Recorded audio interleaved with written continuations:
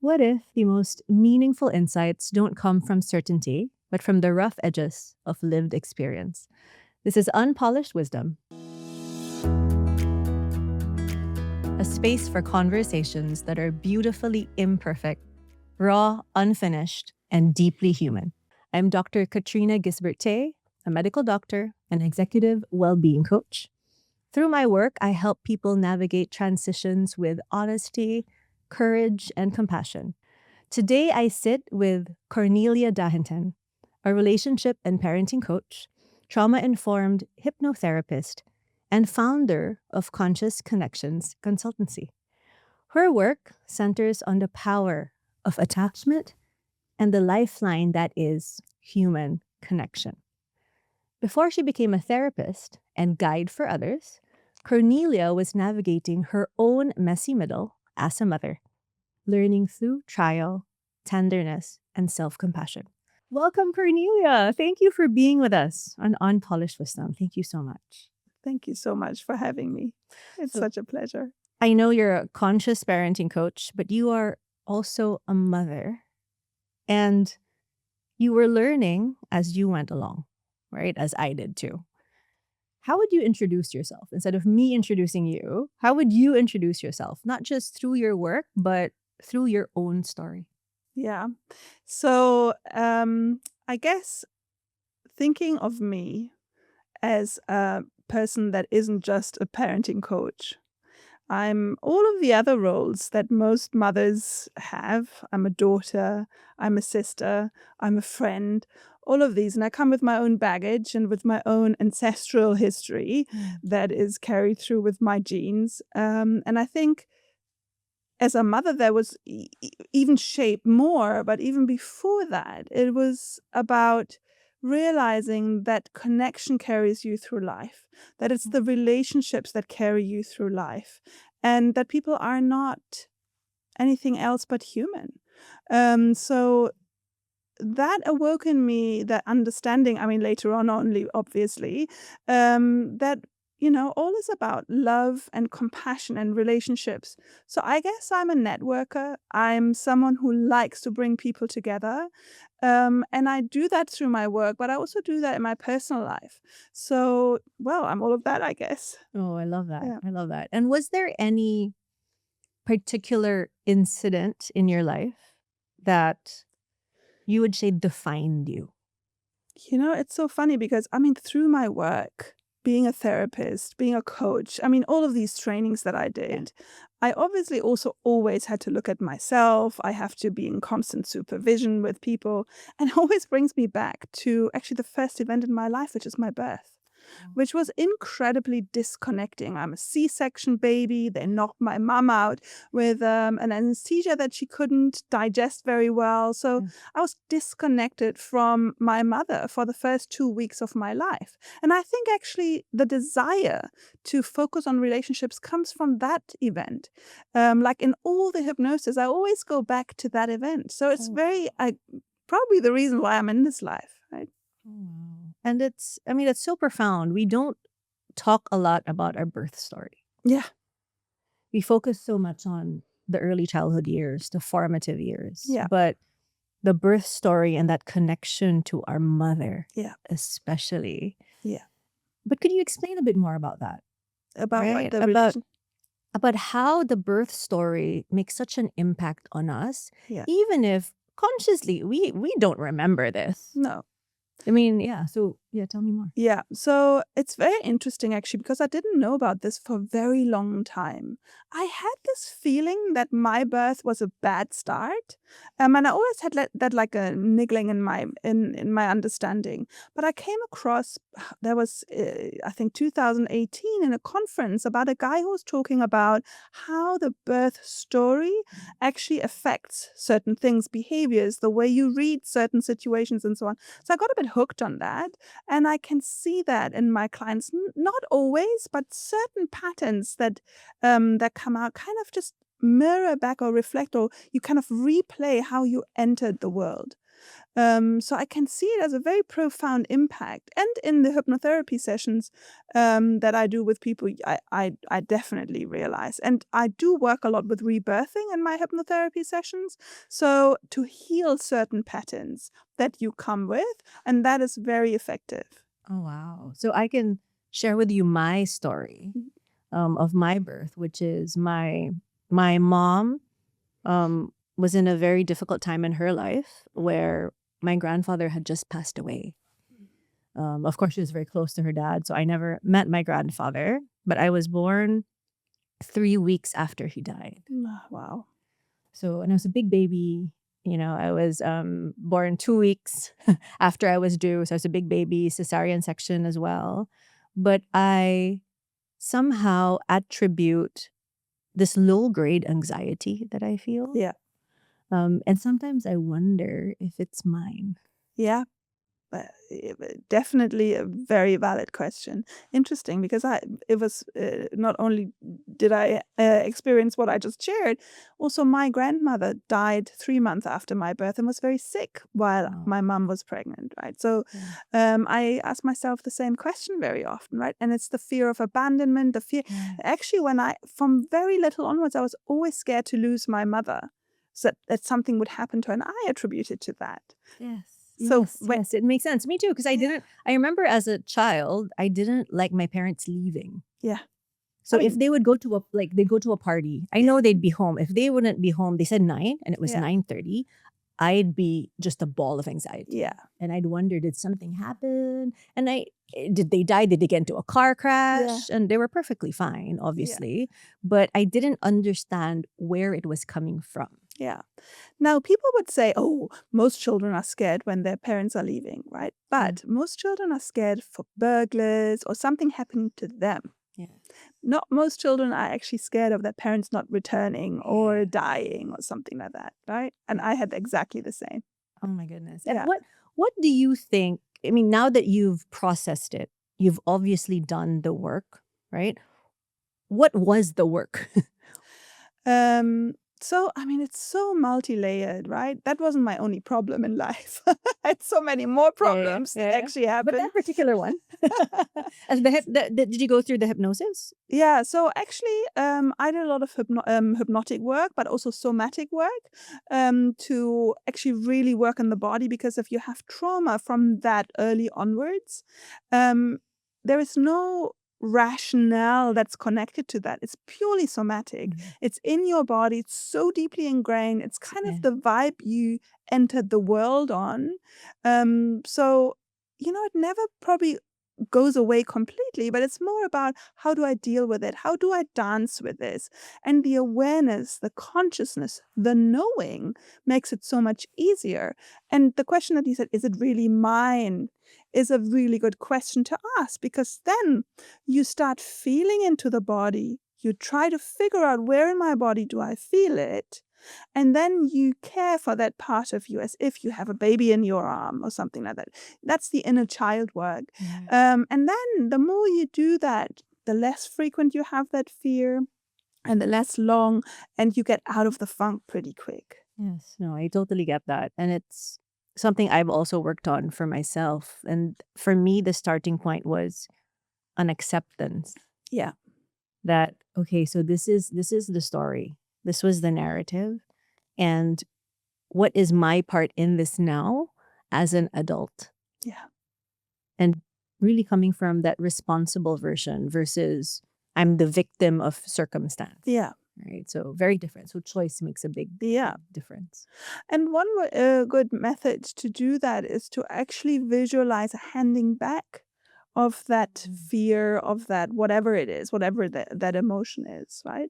And of course, you can't physically hand it back, but to the mind, these things often don't matter. It's more of like a mind process. I have handed it back, and now I can visualize it in a different way, because it kind of, you try to make it tangible. And in that moment, things can actually shift, and you become more conscious in the way you deal with it, right? Yeah. And consciousness, right? As you mentioned, it's all about that. So I want to go back a little bit into your parenting journey, if I may. So I know we went back a little bit into, our birth story, but going back into your parenting journey and looking back at the early years with your kids, before you had all these tools, right? What felt the hardest? And what, despite the messiness as we know parenting can be, was unexpectedly beautiful for you? So I was fortunate because I was a hypnotherapist when I became a mother, right? So I had this kind of paper knowledge on what is it that an inner child would need through regression therapy. Um, and it already made me aware of certain things that we're yearning for, like the core wounds that most people carry. And I was much more aware, I guess, than the average mother on my wounds. So I was aware of the abandonment wound I carried because I felt very abandoned many times in my life. So I was very adamant about giving physical contact and things like that. But I was going through a very difficult time in my life before having my first baby and for a while afterwards. In terms of a business venture that failed terribly. So I was full of anxiety at the time, financial anxiety. And I didn't understand how much that was actually having an implication on my nervous system. So when my baby cried a lot, it was just overloading me. I was just very overwhelmed. And I very quickly realized, okay, I have to find techniques to make this not about the baby, but actually I need to find tools to just to regulate myself. I don't think it was that defined at the time, so I wouldn't have been able to tell you I'm trying to regulate myself. I just realized, oh my God, this is hard. And I'm making it about me, not about my baby, right? So Yes. and what was beautiful was that I remember when I was pregnant and baby was making the first like kind of huge move, and I felt like, oh my God, I have this alien in my belly. Yeah, you It felt felt it. like that, right? I was like, and I can't get rid of it. So, and I remember that shock. It was a real shock. So then from that moment, I was a bit like, oh my God, what am I going to do about this? And then that transferring into the most beautiful love and like that kind of wanting to be close to this little being all the time and not really needing that much of a break when he was super little. And just, I mean, I was sitting there flabbergasted, like that my husband and I could produce something like that. And that was in my tummy before. You get the space like, oh my God. And that how little newborns are. Totally. Yeah. So Totally. that was, And how much they're dependent on you. yeah. Like at that age. It's my favorite stage. And I remember giving birth to my daughter. I was like 23 years old. I was still in medical school when I had her. And I remember when she was, laid in my arms, newborn, newborn, squishy little cute faces. And I remember staring at her and thinking, wow, well, how am I going to raise you? Yeah. I'm just a baby myself. Yeah. How am I going to raise another human being? And realizing too that, but you know what? We got this. Yeah. We're going to figure it out. Yeah. Right. And I think that's the journey of parenting, which is we just figure it out as we go along. Yeah. I think a lot of parents too don't give themselves enough credit. Yeah. Also the constant question, am I a good mother? Yes. I actually think, just realize you are the only mother they have. Yes.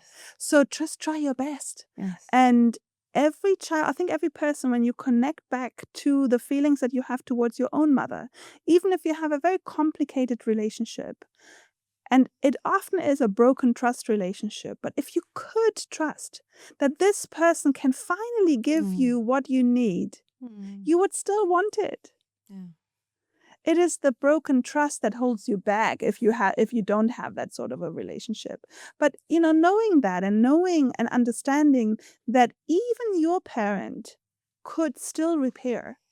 Yes. I think that gives a lot of hope. Yes. Because like, okay, maybe I messed up today, but what if I actually learned what this person needs from me to evolve into who they really are on a soul level. Right, totally. There's a mentor of mine told me before that even as an adult, no matter what age you are, it's never too late to have a happy childhood. Exactly.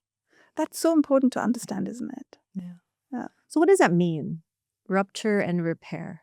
Yeah. What does that So look like? I really think when the most important thing to understand is in a parenting relationship, the most important job that you have, and will probably fail in quite a lot, many times on the way, is can I offer a space for a safe relationship and still accept my child for who they are? Mm.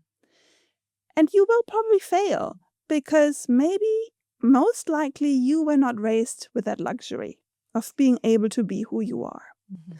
But then you just reflect, pause, collect yourself, and go back and offer the same thing again. I said, look, I realized I failed you, whatever you're going to say, right? Depending on the age and whatever. But here again I am, and I'm trying.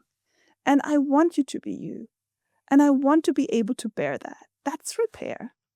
And it can happen many times. It happened to me many times. Oh, many times. Yeah. Many times. And that's, I think, a big realization for a lot of parents, which is our children are born as they are, not Yeah. as we want them to be. Yeah.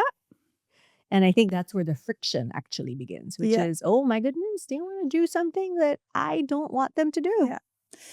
But actually, I feel when you master that, and I hope that most of the time I master that, I don't know what my kids would say. We should have them on the show. Yeah, you should next time. No, the liberating bit about that is once you are able to do that, you become freer. It's a present to yourself, not just to your child, because you are allowing yourself to also be yourself. Right? When you let go of the need that your child needs to be what you think you need them to be, you're not serving you. You are serving your parents. Oh. Right? Because you are still under that pressure. I have to be like this, so my children have to be like this, and they have to be like that. But if you're truly free, if you're truly accepting yourself, you can allow your children to be accepting of themselves, and you can accept them. And what a gift. Yeah. Because how many of us, myself included, go through that whole big belief, that underlying core belief that I'm not enough. Yeah. And we Exactly. pass that on to our kids. Yeah. In exactly that manner, right? Exactly. If I believe I'm not enough, then I need my child to make me enough. So if I can allow my child to be enough, I can allow myself to be enough. And that is so liberating. And imagine that they wouldn't have to go through what we went through. Exactly. Trying to fill that void, that hole, just striving and striving, but actually living in a space where we're quite happy and settled with ourselves. Yeah. Right. That's a big one. Yeah, that's a huge one. And I mean, they will probably find something else to get a hang up on, right? Because that seems not the end of it. Life seems to be about that, right? But at least not that one. Totally. And you alluded also to how parenting is really holding up a mirror, right? Yeah. That's what it is. It holds up a mirror. What for you did your children reflect back in your journey of parenting, and how did that awareness begin to change you? No, but there was I had a real awakening moment with my son, with my eldest son once. And maybe I just share the story to just kind of help you understand what that was all about, because I think actually many parents have this. So Singapore, you always need new friends, right? People are leaving all the time. So you're always in need of new friends. And I met this new person that I really liked. She was a very stylish Australian woman. She had a daughter. And my son and the daughter liked playing with each other. So I invited them over for a play date. And my son had gotten a new pirate pajama from his grandparents, which was far too big. But he loved this pirate pajama and he wanted to put it on before they came. And I said to him, you have to change that pajama. And I was getting adamant. I was so embarrassed. I didn't want him to wear this pajama because the stylish Australian woman wouldn't probably like it, right? then he said to me, and I think he was 5 or 4. He said to me, "Mom, it's me and not you." Oh. And I was like, I still remember that shock moment of this huge mirror. And I knew he was right. So then I had to, I said, "Okay, you're right. That was really stupid of me. Leave on the pajama if you want to." Yeah. And I had to really kind of find myself in this whole thing. I got a real funk in my head. So I knew he was right. And I had to really kind of confront my feelings about wanting to have a certain identity come across in a certain way or whatever. But that was a real big moment of awakening for me for that feeling that I had. No, Right. that's powerful. And how does that translate now to your son is older He's now now? 20. Exactly. He's 20. But I'm sure it shows up in other ways. Yeah. So, first of all, I think there are many layers to this, Yeah. right? One layer is I actually allowed him to say that to me. Yeah. Which I think is very empowering because it wasn't disrespectful. He was right. Yeah. He didn't say it in a disrespectful way. And even if he had, he was 4. So, I think it really shapes the relationship that I have with him. Allowing that space of standing up for yourself, of voicing an opinion. And no, I wouldn't find it very great if he were to say it in a disrespectful way. With 4, I think I should have still accepted that. And he wouldn't. He would just hold up Yeah. that space. And I think that really shapes the relationship. And it teaches me a lot. It teaches me a lot because it is a very profound mirror that you look into. And I just had something with him the other day which really triggered a fear in me. And I said to him, "I cannot answer right now. I have to think about this.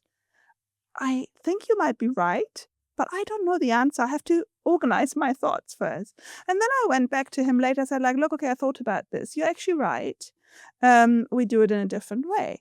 It just teaches me I guess it teaches me to be more centered in conflict. When somebody actually mirrors something back to me or gives me feedback, they taught me how to be stronger in that without being offended. Oh, I love that. And also it is a role model for them.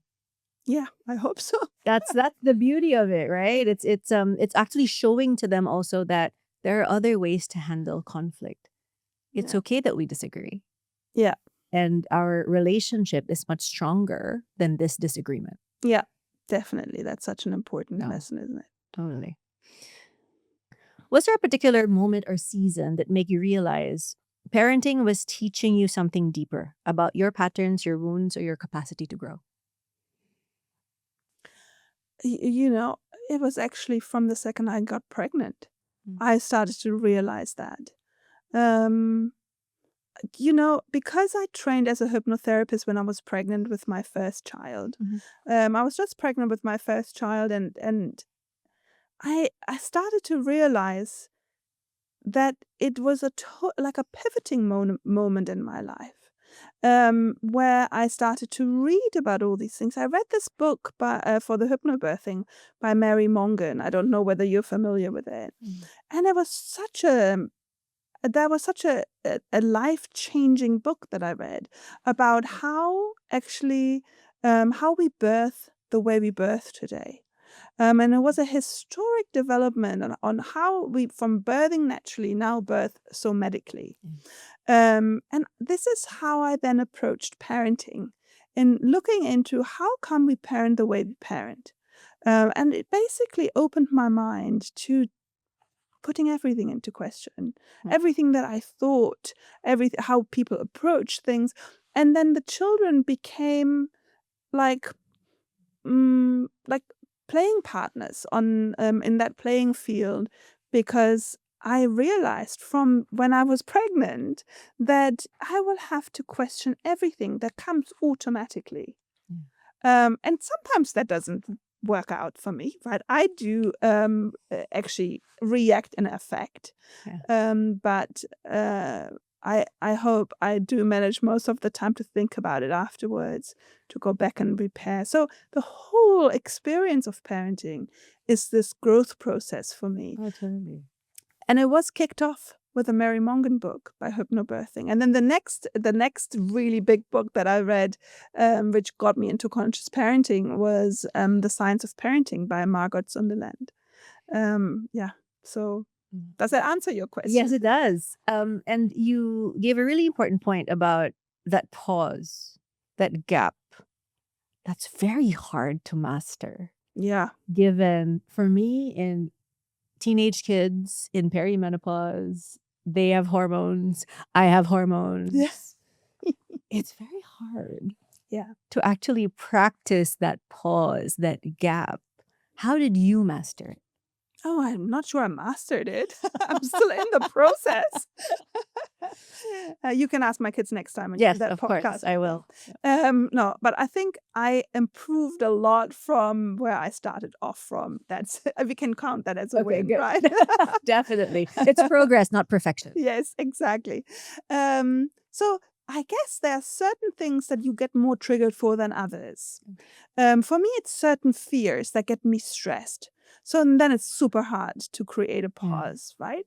But it's about creating a mental red flag. If you have certain physical feelings, to stop. Do you know? Okay, if I feel like this, nothing good will come out of it. So I just stop. And the kids can sometimes not handle that. To actually say to them, I have to stop here, I need a breather, can be hard for kids because it feels like you're cutting them off, you're giving them a silent treatment or something like that. So what I tried to do was like to tell to them in advance, when I say this, it is because I cannot parent you anymore. I don't want you to parent me. So I have to just stop. I will come back. I'm not going anywhere far. I just have to calm myself down to be able to parent you again, because I understand that you need me in that moment. Yes. But I just need a 3-4 second pause. Yes. And that works often. Oh, Not always. and yeah, I get that. Yeah. And you spoke, and that alludes a little bit to what you spoke about, co-regulation, which is so important. Yeah. And I think a lot of parents don't think of it as co-regulation, but it is actually what we do, with our children, because our children cannot regulate at a young age. They're not able to regulate their emotions. So my question for you is, what did that look like in your home during stressful times? You mean my home when I was a kid, or like? Well, that's a great question, right? What did it look like for you growing up, and what did it look like for Cornelia with her kids? Yeah. So when I grew up, there were certain emotions that were just not allowed. I was labeled as being impossible, just totally out of order, and I was not co-regulated at all. And that is something that I gained awareness on before I had children. When I had therapy, during my training, and so on.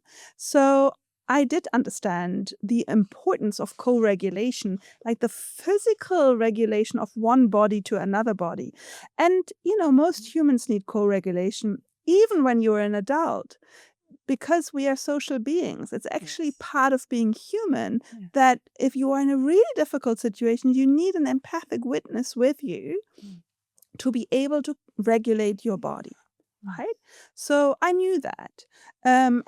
But I didn't know how that felt.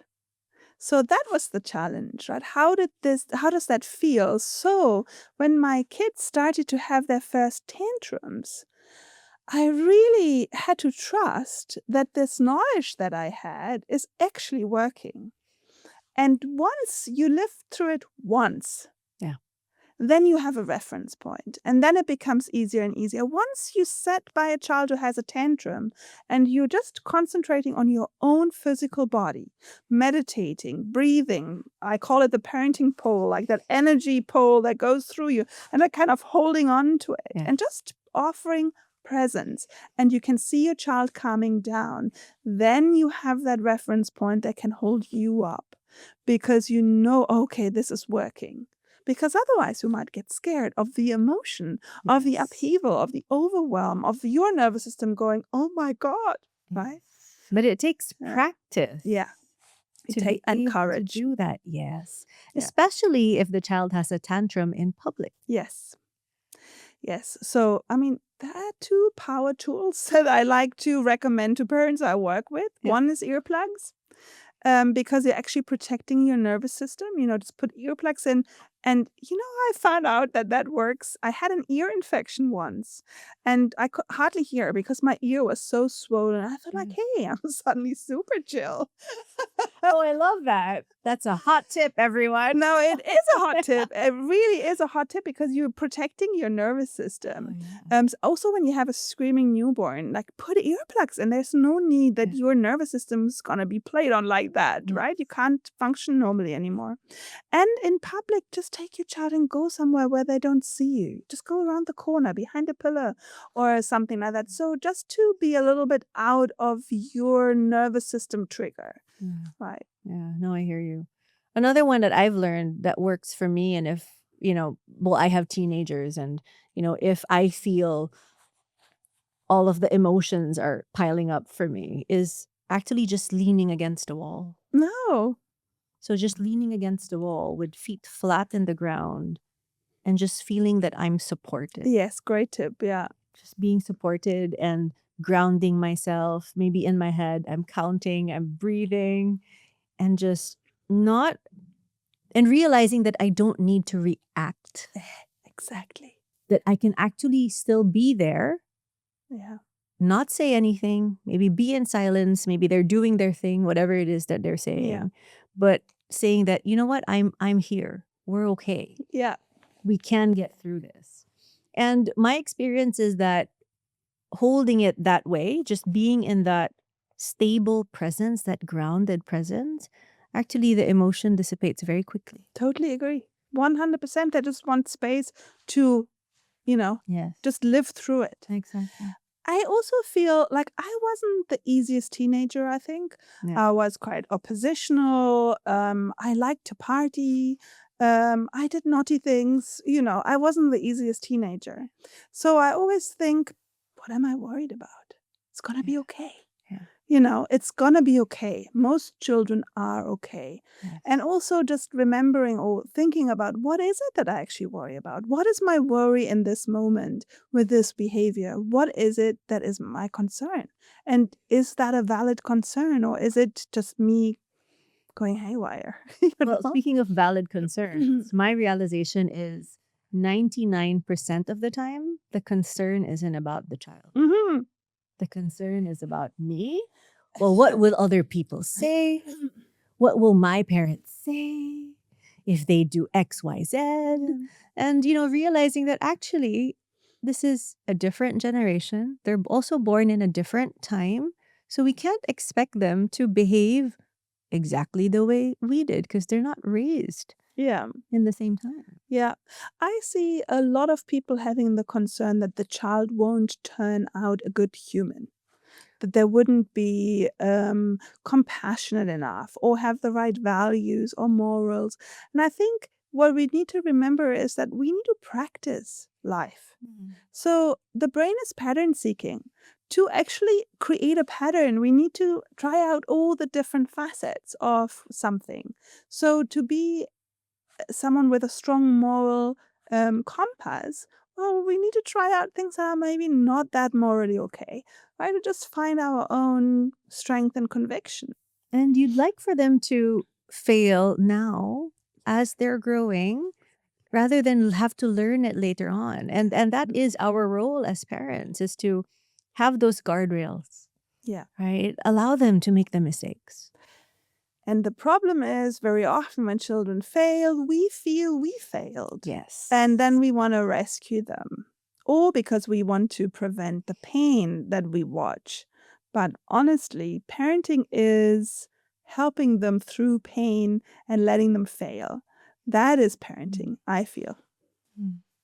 That's a huge one. You emphasize repair over perfection, right? And we talked a little bit about the way that you do repair in real life. Could you give me an example, specifically with your children, that you practice, your practice of repair? Is there like a formula a Cornelia Dahinten formula for repair. I don't know.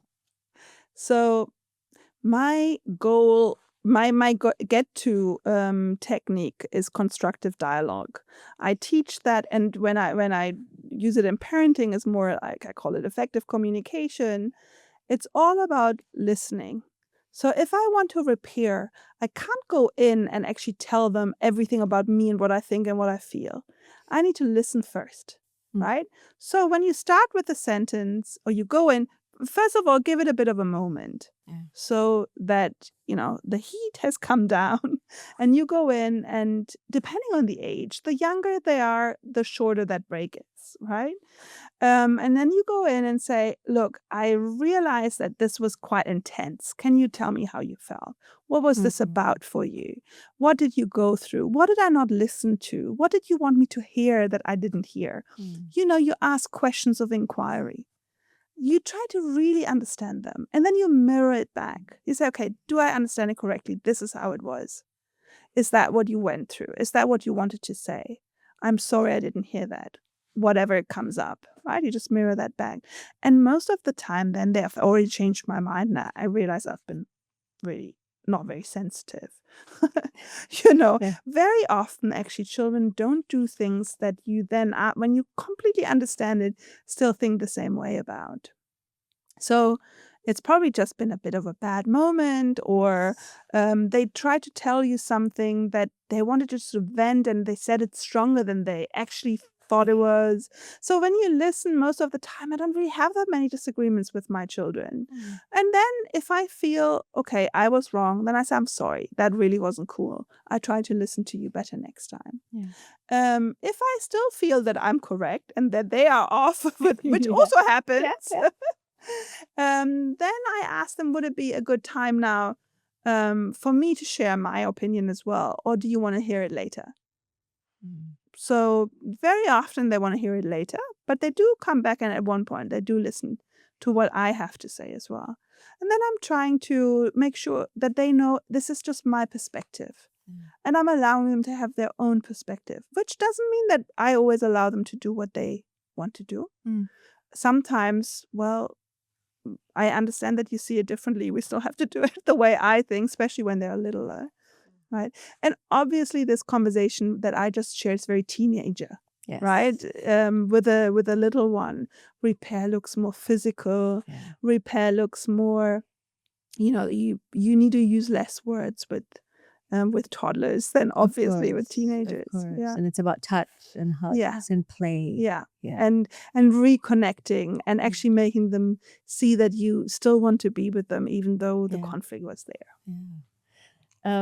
I'm going to ask you a question. It's quite personal, but what if something your children say hits the mother wound? It, like, you know what I mean? Those things that they say one line and it's like a stiletto to your heart. Yep, I can tell you exactly what that is. Tell me. My mother was a tidy freak, and I was so untidy. And I now know that I've always had a bit of ADHD. Not terrible, not very strong, but I always had a bit of ADHD. And organizing things was just a total overwhelm for me. So she would ground me and have screaming attacks when she came into my room and it wasn't tidy. And if my kids come to me and say, "It's so untidy here," then I totally lose it. It's like a huge. I mean, it might sound not so big to others, but for me, it's huge. And I'm still working on not reacting on that. I have to do a lot of repair every single time because it's a real sore spot for me. Yes. For me, it's being lied to. Oh, That's it. I realize the reaction becomes very big for me. It's, you can tell me to my face, but like to lie to me, to be dishonest with me, really just kind of bring something up. I still don't know what it's about, to be honest. My parents are amazing human beings. I never experienced that from them, but maybe we'll do a session on that. Yeah, we should talk about I was that. just thinking already. I know. I was like, why? And I think these are the things that we have to think about. What are the triggers that really make us blow up? Yeah. That there's a larger than life reaction. Yeah. And that never has to do with the child Never. Exactly. When you go off like a firecracker, it is not because of the child. No, totally. Or the other human being, actually, Yeah. whoever it is. Whoever it is. Exactly. But there's something Yeah. that's being awakened in you. Absolutely. And also the being lied to is something that a couple of people I have worked with actually have.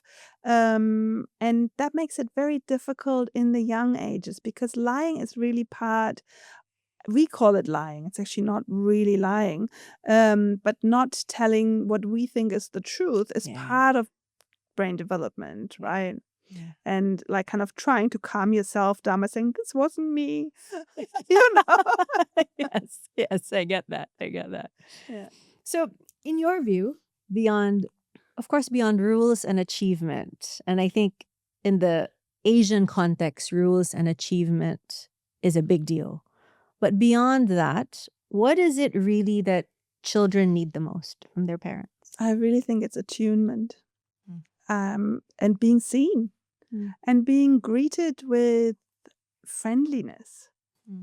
You know, just like there is someone there who wants my best, who doesn't always assume that I'm doing something out of a nasty reason or trying to manipulate someone. You know, just meet me with friendliness and attune to my feelings. I think that's the most important. So meeting them where they are, Yeah, rather than expecting them to meet us where we are, where we need to be as adults. I think Exactly. that's huge. Yeah. And just holding that space for them. Yeah. And friendliness. Like I meet me with a friendly expectation, right? Children don't want to annoy their parents. Children don't want to hurt their parents. Children don't want to do anything that makes their parents sad or upset. Most of the time, people expect of children that they're going to be manipulated or taken advantage of. And it's never true. Yeah. It's just never true. That's not how children work. They depend on their parents. Of course. Of course. You've also built an amazing conscious parenting community. And I want to hear from you. Why does it take a village? Why does it take a village, not just in theory, but in practice? Because the brain is pattern seeking. So the brain is pattern seeking. It takes a village to raise the child in terms of building moral compasses, understanding how the world works. You know, a child needs to have more than two people in their lives to understand what is expected of them. That's one. And two is, if you look at modern parents who do not grow up in a village, and I mean, in the Singaporean context, very often we still have that village, right? In the expat context, you don't. And it's devastating because it's just too much. We're not equipped on a nervous system basis, on a psychological basis to really raise children out. It's too much. And when you on top of it also then work outside of the house and you're basically doing more than the mother job or the father job, it's just too much. You can't deliver on it. Thank you. No, that's really important, I think, for parents to hear. Yeah. That we shouldn't try to do it all on our own. We can't. It's not possible. Not possible. And if we have to, because some people have to, well, then we need to acknowledge that it's not us who is failing. It is actually we're doing the best in a system in which we cannot do more than our best. You know, you just can't do more than your best. And reaching out and trying to build a village is very important. But some parents don't manage for whatever reasons, right? There could be many reasons why parents are more isolated or have to do it all by themselves. And then the only choice you have is not to be so hard on yourself, because that is making it even more difficult and is creating more stress for the children as well. Oh, totally. And also, I think realizing, like, as you mentioned, the importance of self-compassion. And also that when we say village, it doesn't have to be 20 people. It could be one other person. It could be two people in your life. But who can you share the everyday beautiful parts and also the difficult parts of parenting with? Yeah, absolutely. And that's it. Yeah, I think we just need someone who we can, who just is an empathic witness for us, who we can be raw with, who we can share the pain with. And I think that's so important about community. I'm running this women's circle once a month, and it's so beautiful to see people coming in their raw vulnerability, and we talk about different topics, and just feeling that community of women coming back into the circle.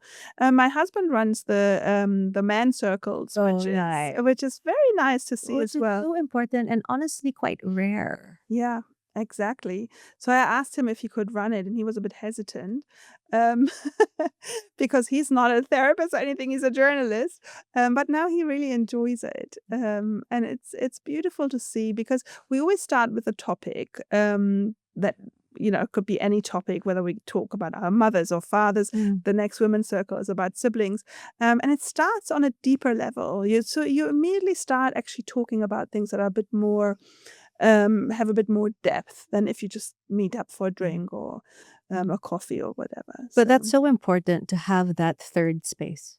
Yeah. That it's not just about work, it's not just about home, Yeah. but there's a space for reflection, Yeah. for the self-awareness, for the time to pause. I Yeah. think that's absolutely golden. I think what makes this so valuable is that you see that you're not the only one Yeah. who's having these feelings. That's the feedback I get a lot, right? They say, "Oh, I thought I was the only one who suffered so much from the relationship with my mother or my father or whatever." And just realizing that we're not the only one is so beautiful. I mean, this is amazing. I could do another 2 hours with you. But, as we both know, even if we do have adult children, yours is 20, mine is 22, we both know that parenting never really ends. No. Right? What are your children still teaching you now? And what would you want parents listening to remember when they feel not enough? Right. So, first question, right? What are my kids still teaching me now? Is really what I already said, that staying in conversation about and just being vulnerable and open and actually facing myself, because they require that a lot more than other people would, because they're not as careful with me as than my friends would be. Yeah, yeah, yeah, yeah. Um, I think when parents feel that they fail, just remember what you would want from your parent Mm. when you feel that, they're not really doing their greatest job. What would you want? Mm. And try to deliver that and really clue, everybody wants the same. People want to be listened to Yeah. and being heard, and actually without being corrected or gaslit, Without the judgment. Yeah, And it's all about connection over correction. absolutely. Yeah. Yeah. So if you could talk to your younger self, you as a new mom, what kind words would you say? I think the biggest thing for new moms is to calm their nerves and the fears that they have for their child and their own performance, and themselves, like keeping themselves as a person. And I would say that, everything is a phase. And I know this is a bit cliche, but to be really able to hold on to this is such a short time. And when you are in your mid or late 20s, you don't have such a connection to that yet, right? So I guess my advice would be just take it one day by one day and don't try to rush yourself through the early years, because it really is, in hindsight, a short time. And it reminds me of this concept of seasons. Yeah. Everything happens in seasons, and this time is not permanent. Yeah. It doesn't last forever. Yeah. And how can you just be really present in the moment, enjoy it, the ups and the downs, Yeah. and knowing that this too shall pass. Yeah. And it is a bit cliche because people did tell me that. And I think if I would be talking to my younger self, I would need a little bit more time with my younger self than the advice that I got, to just really talk her through this concept and just like help with focus on your body. to Hmm. calm yourself down and really use your senses to come into the here and now to be able to enjoy it. Thank you so much, Cornelia, for being with us today. And thank you to all of you for joining us on this conversation. If this episode resonated, please follow the show and share it with a friend who might need it today. This is Unpolished Wisdom. Until next time.